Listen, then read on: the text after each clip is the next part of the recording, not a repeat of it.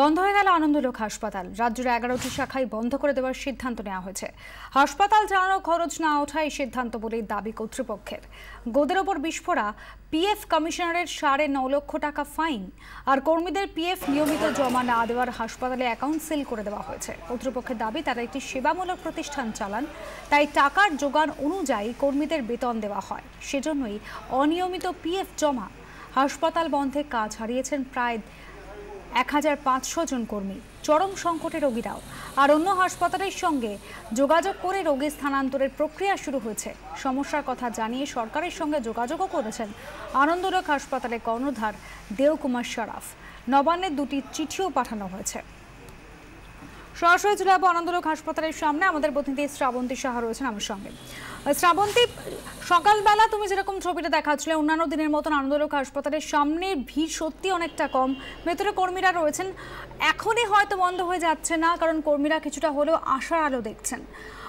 কিছুটা হলেও সময় গড়িয়েছে। রাজ্যের তরফ থেকে কোনো অ্যাপ্রোচ বা কোথাও কি কোনো সমাধানের উল্লেখ পাওয়া যাচ্ছে?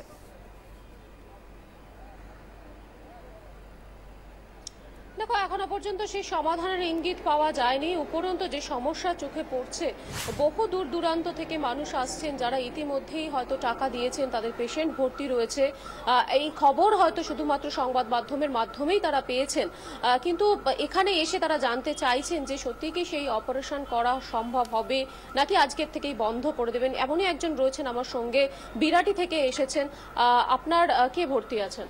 আমার বর্দা ভর্তি আছে, উনি সুন্দরবন থেকে এসেছেন। আচ্ছা, কি নিয়ে ভর্তি আছেন? কি হবে ওনার? কোন অপারেশন? বাইপাস সার্জারি হবে আগামীকাল।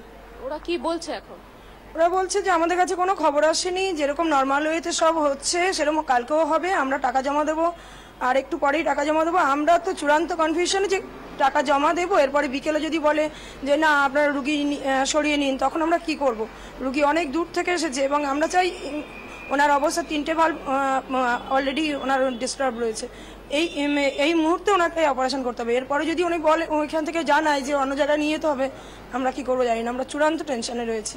যেহেতু বাইপাস সার্জারিটা এখানে অত্যন্ত সস্তায় হয়, সেক্ষেত্রে অন্য জায়গায় যদি ট্রান্সফার করা হয় সেই টাকা জোগাড় করাও একটা মুশকিল হবে। 100 বার আমরা এখানে এসেছি ভালো ট্রিটমেন্টের সঙ্গে সঙ্গে টাকাটাও অনেকটা কম। এটার দিকে তো সব পেশেন্ট পার্টি খেয়াল রাখে, আমরাও সেভাবেই রেখেছি। কিন্তু এরপরে যদি বলে অন্য হসপিটালে ইমিডিয়েট এতটা টাকা জোগাড় করা আমাদের পক্ষে সত্যি সম্ভব নয়। দেখো অনুসূয়া, যেটা উনি বলছেন, আমরা কিছুক্ষণ আগে কর্তৃপক্ষের সঙ্গে কথা বলেছিলাম, তারা যেটা জানাচ্ছেন যে উনি বিরাটি থেকে এসেছেন, আগে থেকে কিছুটা টাকা জমা দেওয়া ছিল এবং তার রোগী এখানে ভর্তি রয়েছে। সেক্ষেত্রে তার সমাধান দিচ্ছে আনন্দলোক হাসপাতাল যে এখনো পর্যন্ত শিডিউল যারা রয়েছে তাদের চিকিৎসা করে দেওয়া হবে। এবং এক্ষেত্রে যেমনটা উনি বললেন যে বাইপাস সার্জারির মতো যে ক্রিটিক্যাল সার্জারিগুলো থাকছে তাদের অন্য জায়গায় এই মুহূর্তেই শিফটিং এর ব্যবস্থা করা হচ্ছে না, এখানেই হবে সেই চিকিৎসার ব্যবস্থা। অর্থাৎ যারা ইতিমধ্যেই নাম এনরোল করে ফেলেছেন, নাম লিপিবদ্ধ করে ফেলেছেন আনন্দলোক হাসপাতালে, তাদের চিকিৎসা করাবে, এমনটাই অন্তত প্রতিশ্রুতি দিয়েছে আনন্দলোক হাসপাতাল। বাকি রোগীদের ক্ষেত্রে সেখানে কি অন্য হাসপাতালে স্থানান্তর করার প্রক্রিয়া ইতিমধ্যেই শুরু হয়ে গেছে? দেখো, এখনো পর্যন্ত সকাল থেকে রোগী স্থানান্তরিত ব্যাপারটি শুরু হয়নি, কিছুক্ষণের মধ্যে শুরু হবে এমনটা জানানো যাচ্ছে। আজকের সকাল 9টায় একটি মিটিং রয়েছে এবং সেই মিটিং এর মাধ্যমে কর্তৃপক্ষ সিদ্ধান্ত নেবেন যে কাদের এখান থেকে সরানো হবে এবং কাদের অপারেশন তৈরি করা হবে। তবে একটা ব্যাপারে কর্তৃপক্ষ অনড় রয়েছেন যে নতুন করে কোনো ভর্তি হবে না আনন্দলোকের হাসপাতালে। তোমাকে ধন্যবাদ শ্রাবন্তী শাহ আমাদের প্রতিনিধি ছিলেন সরাসরি আনন্দলোক হাসপাতালের সামনে থেকে। এদিকে নার্সিংহোমের গাফিলতিতে ফের রোগী মৃত্যুর অভিযোগ উঠেছে দক্ষিণ 24 পরগনার আমতলার রোজল্যান্ড নার্সিংহোম। রবিবার প্রসব যন্ত্রণা নিয়ে নার্সিংহোমে ভর্তি হন দক্ষিণ গৌরীপুরের বাসিন্দা সেলিমা বিবি। গতকাল দুপুরে 1টা নাগাদ অপারেশন হয় তার।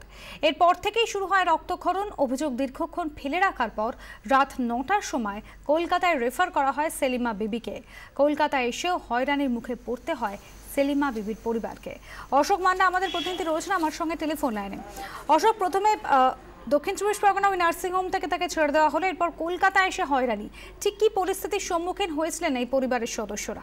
সেক্ষেত্রে কিন্তু অনুসভা বলা যেতে পারে যে এই রোজল্যান্ড নার্সিংহোম কর্তৃপক্ষের বিরুদ্ধে যে অভিযুক্ত বিশেষ করে অভিযোগকালীন যারা বারবার অভিযোগ করছে বিশেষ করে সেলিমা বিবি যিনি মারা গেছেন, তার পরিবার মূলত অভিযোগ করছে যে গত 5 তারিখে তাকে একটা নতুন সন্তান জন্ম দেওয়ার একটা তাগিদে সেই আনন্দের সূত্রপাতে কিন্তু এই নার্সিংহোমে ভর্তি করা, এবং নর্মাল ভাবেই তিনি সুস্থ রোগী ছিলেন, সুস্থ ব্যক্তি। সেই সুস্থ ব্যক্তিকে ভর্তি করার পরে কিন্তু দেখা যায় গত 6 তারিখ থেকে কিন্তু ক্রমাগত সে অসুস্থ হয়ে পড়ে।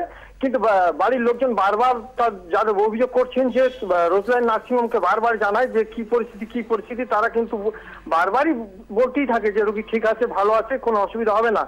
কিন্তু তারপরে দেখা যায় আস্তে আস্তে রোগী কিন্তু চরম পরিস্থিতি পৌঁছে গেছে। তারপর কিন্তু দেখা যায় দুপুর 1টার সময় তাকে কলকাতার নার্সিংহোমে স্থানান্তর করার কথা বলে এই রোজলাইন নার্সিংহোম। তখন তড়িঘড়ি MR বাঙ্গুরে নিয়ে যাওয়ার কথা এখান থেকে যখন ওঠে, তারপরে এরা কিন্তু সেই ব্যবস্থাও করে, কিন্তু রাস্তায় দেখা যায় তার মৃত্যু ঘটে।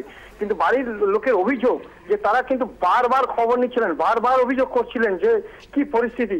সেক্ষেত্রে কিন্তু এই নার্সিংহোমে যে অভিযোগ উঠছে যে তারা কিন্তু বারবারই জানিয়েছে রোগী ভালো আছে, কিছু করতে হবে না, বা তাদের এই গাফিলতির কথা কিন্তু বারবার উঠছে, যার কারণেই কিন্তু তারা বিষ্ণুপুর পুলিশ অর্থাৎ থানার দ্বারস্থ হয়।